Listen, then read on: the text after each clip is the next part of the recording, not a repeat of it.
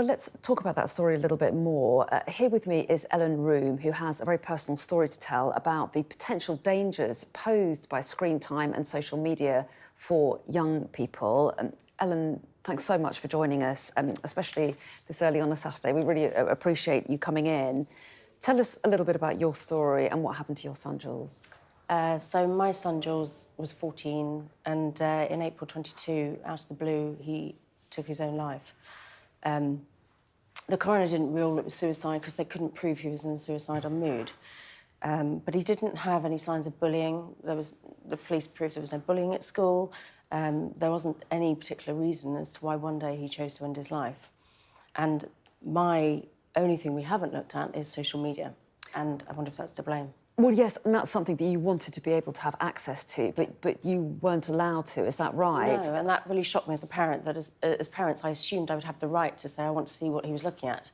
And social media companies have refused, which I don't understand why they wouldn't release that to a bereaved parent to say, let's give you some answers, because otherwise I'm left for the rest of my life not knowing why my precious child isn't here. Yeah, so you feel it would be important to you to understand a little bit more about what was going on in his head? I do, and so from my point of view, you know, Jools isn't here, but I think I should have the right to be able to see what he was looking at, even if it's just to rule it out, but I think I should have the right to see, well, what did he search? And the statistics that have been shown recently about what children are watching on social media is horrific. And it has been proven that some children, you know, have been affected, that they have taken their own lives because of social media. And I want to know if that is why my son isn't here.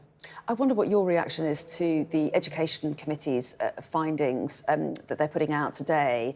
They've talked about the benefits of screen time being significantly outweighed by the risks. Would you agree with that when it comes to children? I think it's very difficult as a parent to monitor how much screen time your children use and or on their devices for. And I don't think it's just phones, though. You know, it's all devices. It's whether it's particularly teenage boys. Jools was into his Xbox.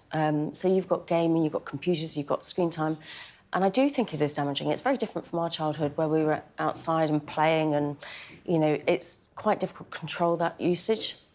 It is difficult to control that usage, and that's perhaps why the Education Committee is suggesting that the next government should consider a statutory ban on mobile phones in schools and a total ban for smartphones for under 16s. What do you make of that suggestion? I 100% agree that you do not need a phone in school.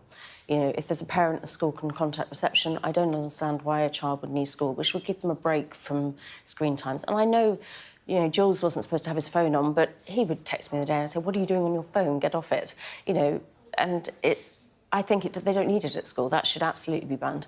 I think there's a bigger issue than just banning outright under 16s, because they still have access to other devices. And I think that is a bigger problem, that we need to control what's shown on those devices and social media and other websites that they have access to, that is shocking about what a child can see these days. How do you introduce those controls, though? I don't know, with difficulty. I think it's got to come from the social media giants to monitor what is out there. You know, there was a debate in Parliament recently with some very scary statistics about how young children are seeing things on the internet, and that isn't just mobile phones, and that needs to change. A lot of children, if you ask them, might say, if I don't have my phone, I don't feel connected with my peer group. I'm worried that I will feel isolated and missing out on what everyone else is experiencing. And parents might say, I like my child having a phone because I can keep in touch with them and I know where they are and I feel that they're safe. Oh, I can picture what Jools would say now if I was telling him I was taking his phone off him. It would be the end of the world.